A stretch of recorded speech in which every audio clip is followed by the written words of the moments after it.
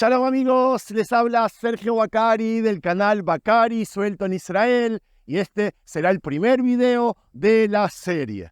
Decidí hacerlo en el Parque Neot Kdumim en el centro de Israel porque es un parque turístico que conserva la forma en que vivían en tiempos bíblicos. Y no en vano salí de una tienda, de una carpa que nos quiere enseñar cómo vivía Abraham. Una carpa tan enorme, el cual él recibía a cualquier persona que se le cruzaba por el camino.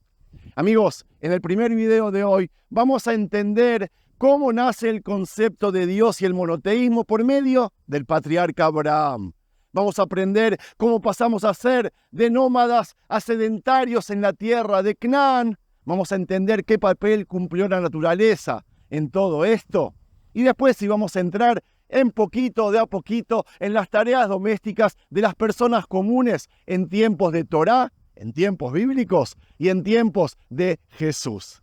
Vamos a recorrer este parque. Van a ver qué apasionante que es. La última vez que estuve aquí me caí, me quebré y no pude seguir el video. Hoy vamos a terminarlo, les aseguro. Empecemos, amigos. Amigos, bienvenidos a Neot Kdumim. Nos estamos penetrando en la Biblia. Van a ver este lugar, qué increíble que es. Y si no escuchan ruido de vehículos, de aviones, de trenes, electricidad y todo lo que nosotros conocemos de tiempos modernos, es porque estamos introducidos en la Biblia y este parque es precisamente para eso. El primer video de la serie va a ser sobre 7 de los 18 puntos y quiero comenzar contándoles sobre el medio ambiente y la visión humana del mundo. Les quiero contar de que las grandes culturas idólatras de Egipto y Mesopotamia reflejaban con exactitud su medio físico. Su religión, como la de los hititas y cananeos, estaba centrada en la naturaleza. No tenían un concepto verdadero de un Dios creador, único y todopoderoso, de tal forma que los cambios climáticos, los eventos de la agricultura y la geografía del mundo que les rodeaba, los atribuían a la intervención de una amplia gama de dioses. La geografía distintiva de Egipto y Mesopotamia, en particular los grandes sistemas fluviales de los ríos Nilo, Tigris y Éufrates, determinó en gran medida la diferencia de su estilo de vida. Y si hablamos de los ríos, tenemos que hablar de la naturaleza y de la fe, nuestro segundo punto.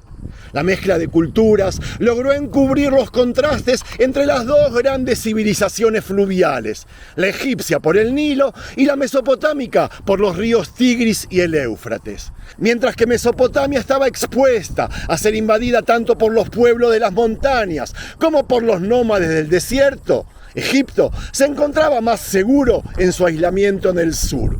Las planicies bajas de Mesopotamia también eran amenazadas por imprevistas inundaciones debido a los caprichos del clima y a los derrumbes que ocasionalmente formaban presas en los grandes ríos tributarios del Tigris. Las aguas de esta forma contenidas irrumpían soltando enormes torrentes de agua. La amenaza de salinidad que tornaba infértil la tierra quizás explique la migración general hacia el norte, a las planicies medias de Mesopotamia después de la caída de la civilización sumeria. Entre estos peregrinos amigos que iban de aquí para allá, Abiru o Apiru, como se llamaba a las personas desplazadas de esa época, estaba Terah, el padre de Abraham y de Sara, que en ese entonces se llamaban Abraham y Sarai. Terah, amigos, fue un arameo errante. Terah nos va a llevar al tercer punto de cómo pasamos de vida nómada a administradores de la tierra. La llegada de los pueblos del mar a las costas de Canaán, de los cuales los filisteos eran los más conocidos, hizo que se introdujera el empleo del hierro, evento muy significativo en aquella época. La transición efectuada desde nómadas a un estado de vida sedentario por parte de los hebreos en esta tierra de Israel durante el siglo XII a.C. es reconocida como un evento decisivo en toda la región. Pero el proceso que dio base a todo ello es de índole más crucial aún, como es el caso de la separación de Abraham del mundo mesopotámico y la posterior emancipación de Moshe, de Moisés, de las costumbres egipcias. El concepto que de la naturaleza tiene el hombre determina su uso de ella.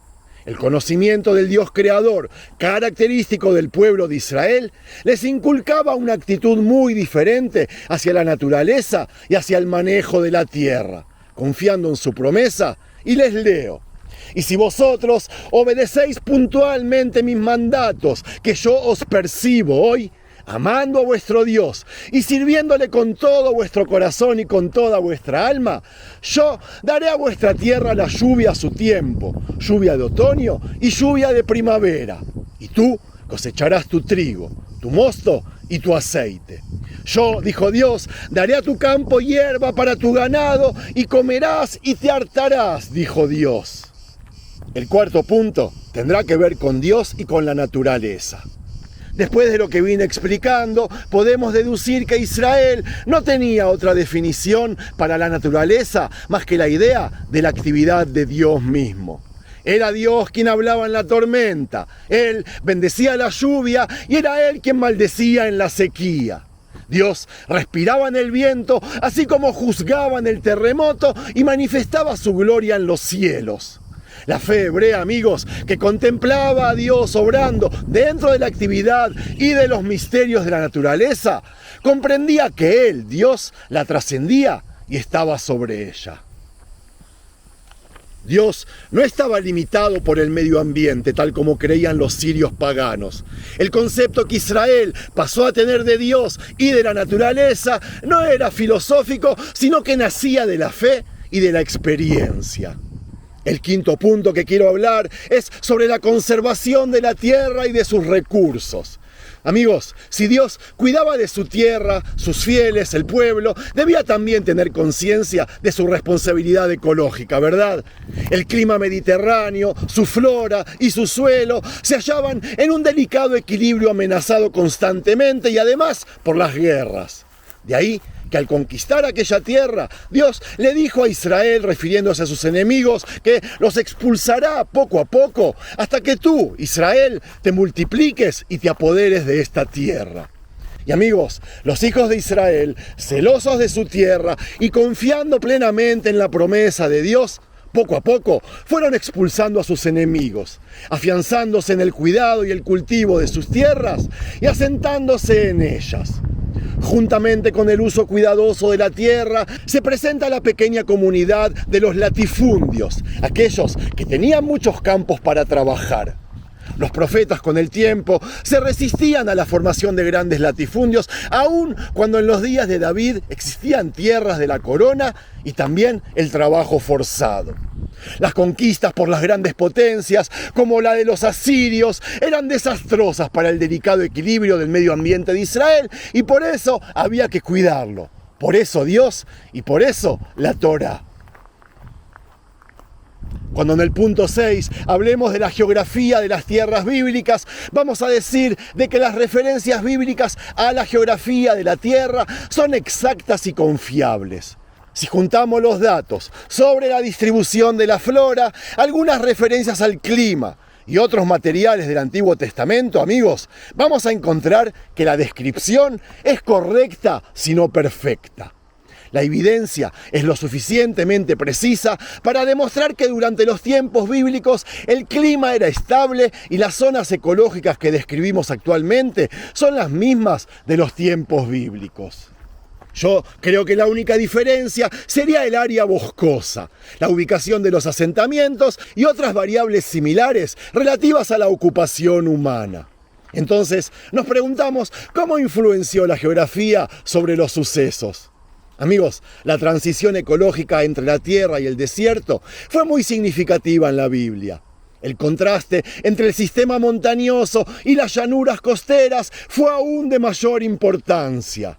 Los llanos entre montañas llevaban cierta ventaja por la lluvia al tener mejor drenaje y por ser más propicios para el cultivo de los árboles. Existía una fuerte demanda por el vino, el aceite, las pasas y los higos secos producidos en la región. Y más aún, el terreno quebrado permitía que cada aldea fuese una especie de fortaleza al haber suficiente piedra para la construcción de sus complejas defensas amuralladas. Pero en las llanuras costeras, amigos, no había piedras, y los asentamientos entonces eran difíciles de proteger, y más aún cuando por allí corría la Vía Maris, una antigua ruta comercial que desde la Edad de Bronce, aproximadamente en el siglo 1300 a.C., bordeaba la costa mediterránea para conectar Egipto, Israel, la Mesopotamia y lo que es la actual Turquía.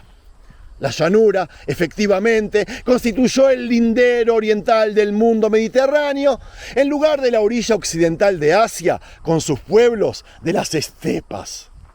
El último punto que vamos a tocar en el primer video de la serie es sobre la vida doméstica.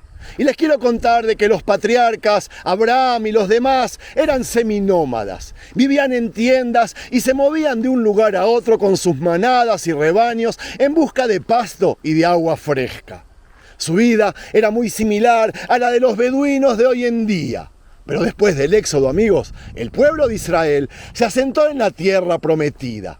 Y desde entonces, a través de los diversos cambios políticos, la aparición de reyes y la división del reino, la vida de la gente común varió muy poco. La vida doméstica estaba centrada en el hogar, el cual era construido para llenar las exigencias del clima y los límites impuestos por el estatus social.